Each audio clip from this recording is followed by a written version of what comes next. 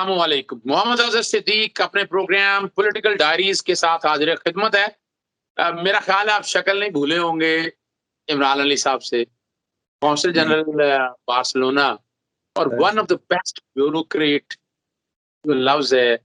और फिर जिस तरह जो इन्होंने इनकलाबी तब्दीलियां की, जो इनकलाबी यहाँ काम किए, शायद आने वाले दिनों में बार्सिलोना इनको मिस कर रहा होगा।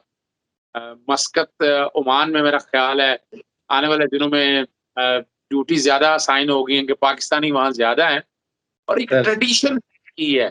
मैंने आज बेसिकली जो इशू है पाकिस्तान से बाहर रहकर वहाँ जो हमारे खास तौर पर एम्बेसडर्स हैं और ये सारी मामलात में वो किस नज़र से देखते हैं, अफगानिस्तान में पाकिस्तान का क्या रोल है और आने वाले दिनों में अफगानिस्तान क्या असरात और व्हाट आर द रियलिटीज।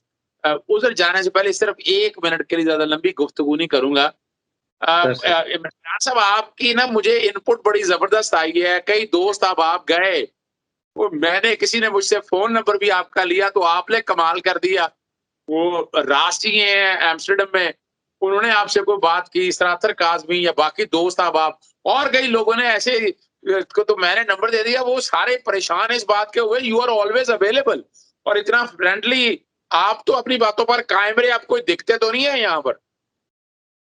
नहीं सर, कोई दिक्कतें हैं सर। माफिया के जो हेड्स हैं ना, जो यहाँ लोगों को एक्सप्लॉइट करते थे, उनको मैं पसंद नहीं हूँ। लेकिन आम लोग मोहब्बत करते हैं सर। सड़क पे जाता हूँ तो हाथ पकड़ लेते हैं। आपके फ्रेंड्स की ज़रा नवाजी आपकी सर कि आपने शफकत की, वरना फ्रैंकली सर हम जैसों को कोई पूछता नहीं है जो अवाम की खिदमत करते हैं ना। Because we are not well connected, ना मैं किसी का दामाद हूँ या बेटा हूँ। तो ये आपकी मोहब्बत है कि आपने मुझे रिकग्निशन दी और हमारा खून कई कई गुना बढ़ जाता है सर। ये बात है सर। नहीं, यू डिजर्व इट। देखिए इमरान साहब, बात देखें, बात बड़ी वाजे है। हम लोग तो हमारा काम तो है नेशनल सर्विस। गॉड लव दोस्त लव देयर ह्यूमन बीइंग। और ये आप जैसे क्वालिटी के लोगों को मैंने तो देखे ना, जहां कहीं भी है दोस्त आप प्राइम मिनिस्टर सेक्रेटरीट, कहीं मिनिस्टर्स के हवाले से हर एक को मैंने बताया, मैंने कहा एक आइडियलाइज करें एक इस चीज को और इसको पूरी दुनिया में लेके जाएं। और उसके बाद काफी जगह काम हो भी रहा है लेकिन needs a lot of attention. चलें, अभी तो फिलहाल आपकी तारीफ इस हवाले से है। मैं आप लोगों के लिए जो प्रोग्राम देख रहे हो बार्सिलोना में या इस हवाले से स्पेन में कोई मसाइल आपको हो, मैं कोशिश करूंगा वो कांटेक्ट नंबर डिस्क्रिप्शन में मैं डाल दूंगा, या ये फ्रंट पे मैं कोशिश करूंगा बैकग्राउंड में ये जरूर चल जाए आप लोगों के लिए मसाइल। लेकिन आज का प्रोग्राम हमारा है अफगानिस्तान के ऊपर।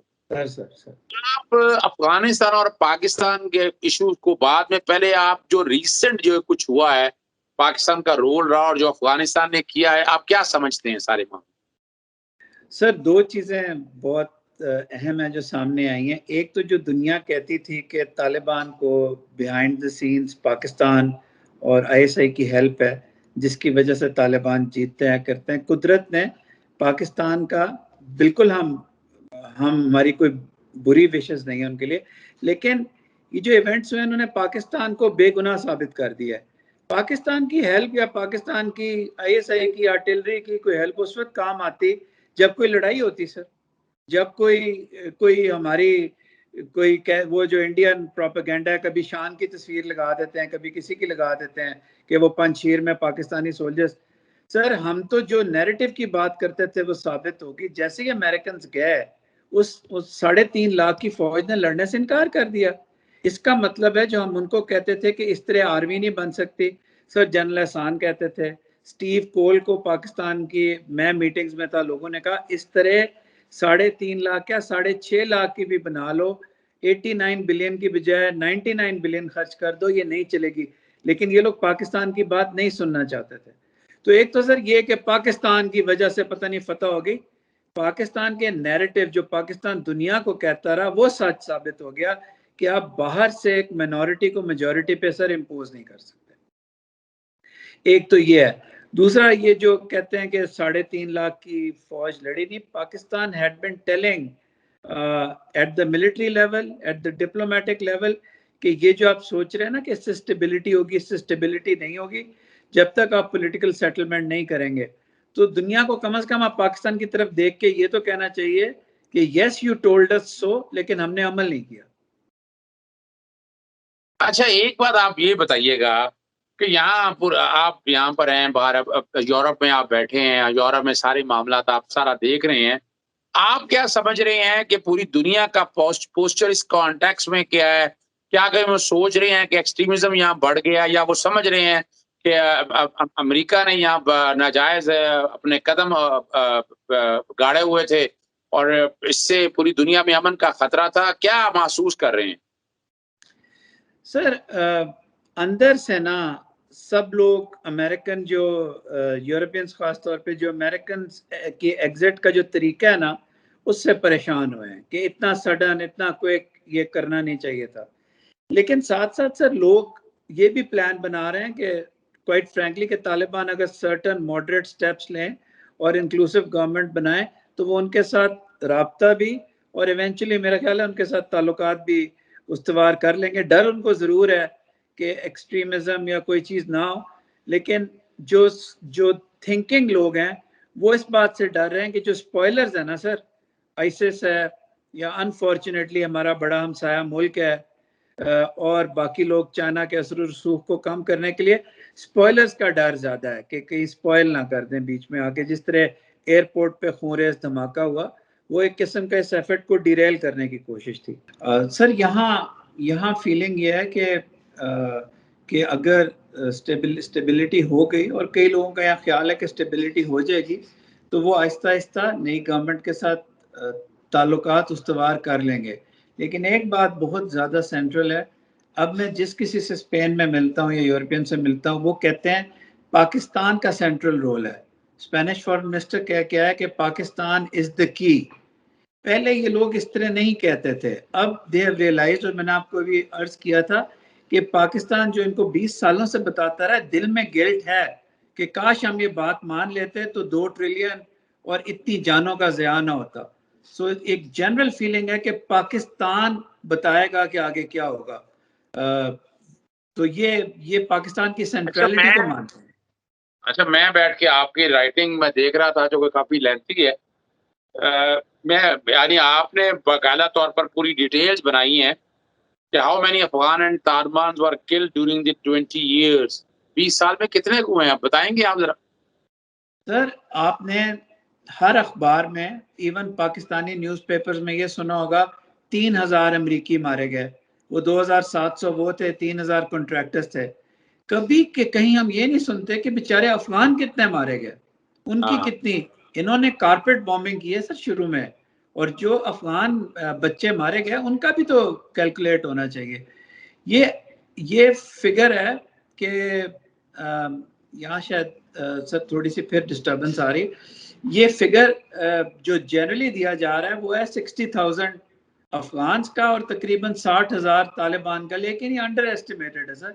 आई थिंक जो जनरली लोगों से बात होती है 1 लाख से ज़्यादा अफगानिस्तान के शहरी और तकरीबन 70-80 हज़ार तालिबान ने जान दी है। और बुरी तरह की कॉम्बैट में रात को ये नाइट विजन ग्लासेस से उनको निशाना उन बेचारों के पास नहीं थी, निशाना लगा लगा के मारते थे।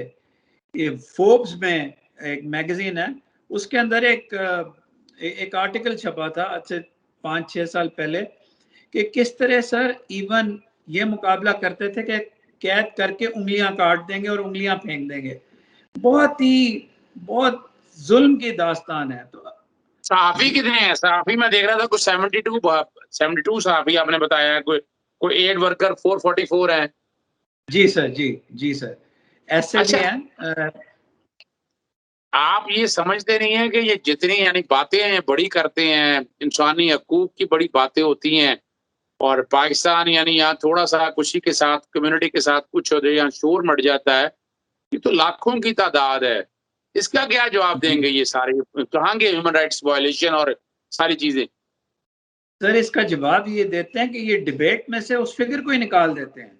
ये तो एज इफ ये है कि किसी अफगान आम आदमी की और किसी तालिबान के किसी मेंबर की जो लाश है उसकी वैल्यू नहीं है। और आप सर, आप मुझसे बेहतर जानते हैं, इसमें ऐड कर लें 70,000 पाकिस्तानी शहादतें हैं। क्योंकि टीटीपी और ये बाकी सारी इंस्टेबिलिटी अफगानिस्तान में की वजह से आई ना सर।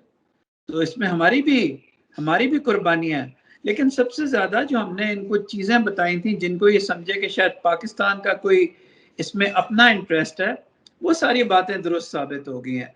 कभी भी आप मिनॉरिटी गवर्नमेंट इम्पोज नहीं कर सकते, कभी भी आप बाहर से लाके एक अवाम के ऊपर फौज अंदर के जज्बे से लड़ती है। हमारे लोग अपनी फौज से आगे जाके जान देने के लिए तैयार हैं, क्योंकि उनसे मोहब्बत करते हैं, उनको पता है कि ये हमारे लिए जागते हैं हमारी नींदों की खातिर।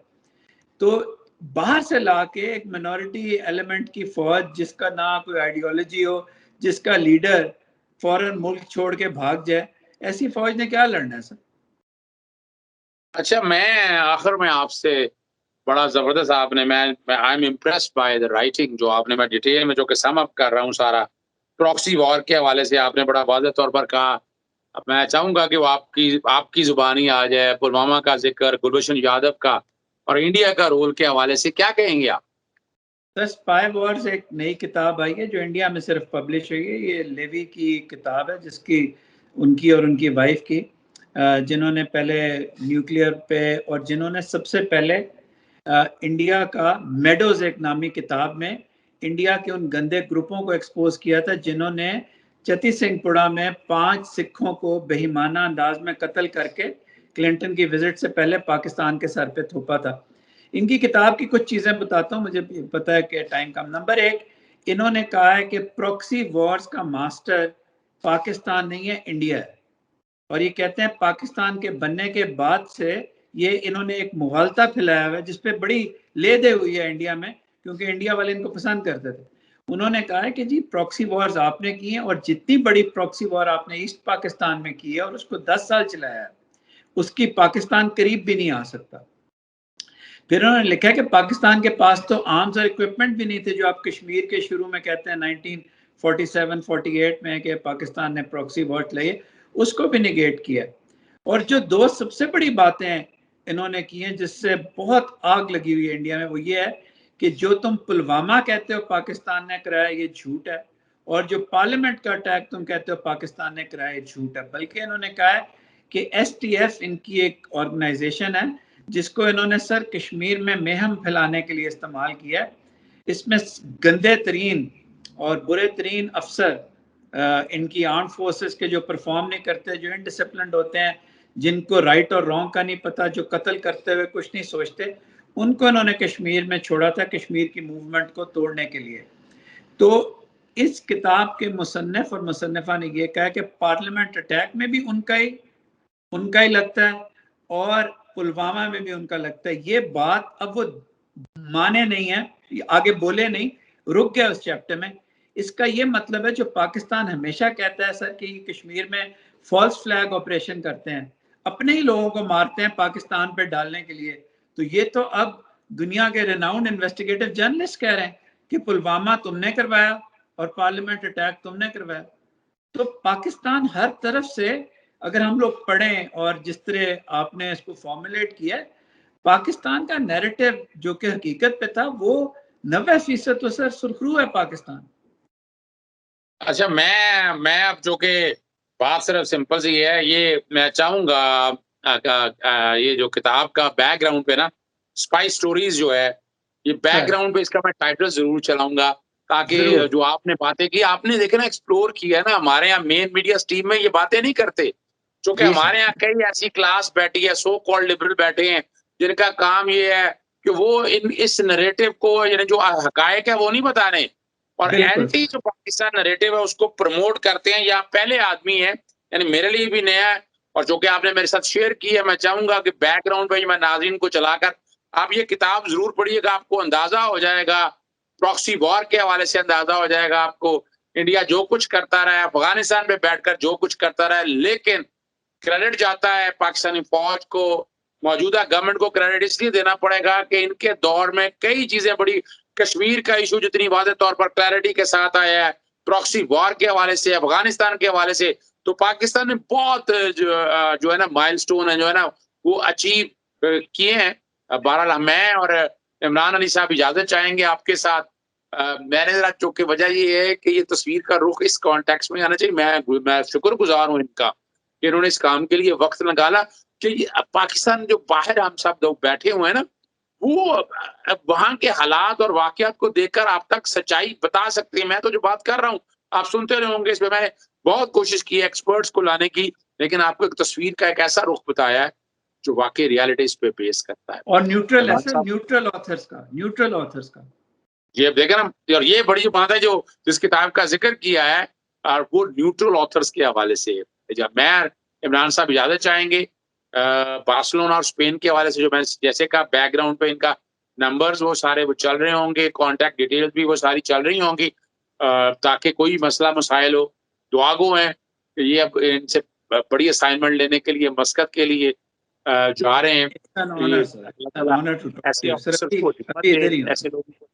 ऐसे लोगों को हिम्मत दे, ये हमारे मुल्क का सरमाया है। अस्सलाम वालेकुम, अल्लाह हाफिज, पाकिस्तान।